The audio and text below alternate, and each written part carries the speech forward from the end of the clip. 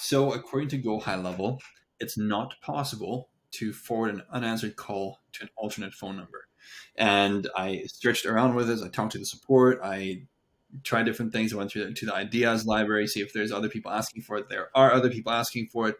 And I just found a way that it may work. It may not be a seamless transition, or the transition should be seamless, but it may not be completely seamless, meaning that there's not a place in the user or the staff details here where you can just say, check mark, forward this number, forward this call to someone else if I don't pick up. There's no thing of that nature.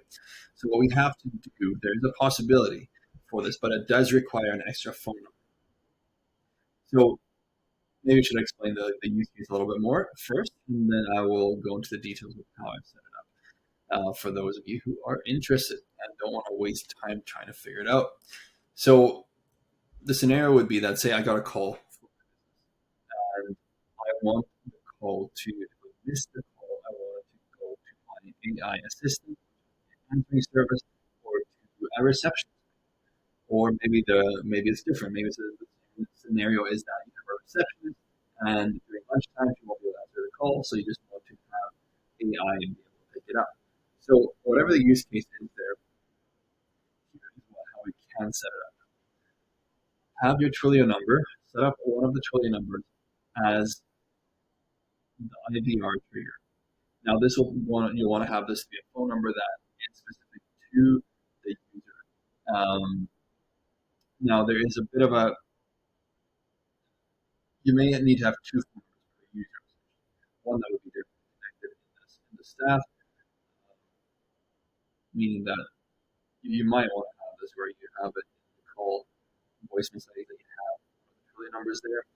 Although this may not be completely necessary for this method, so clear on that. But what I currently have just attested here is I have a phone number set up that directs it to my user. Okay?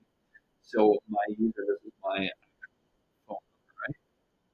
And from here, you want to turn on advanced settings to time out before your voicemail. So typically 20 seconds is good. You could probably go up to 30, maybe even longer, depending what your settings are on your phone. Now, once you have this, obviously save the action.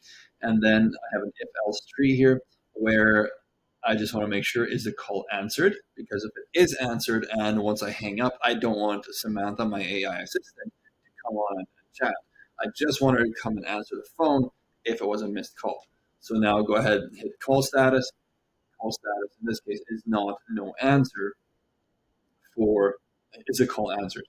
And so that's a bit of a redundant thing there. I could obviously, but I kind of like that on this side. That's what I do. Now, over here, you just very simply put in the user, and the user here would be your AI assistant. So you have to have phone number set up, the AI phone number set up as a user him or herself. Now, is that going to create any other conflicting issues? I think nothing. I think we should be able to work around every issue that might come up with it.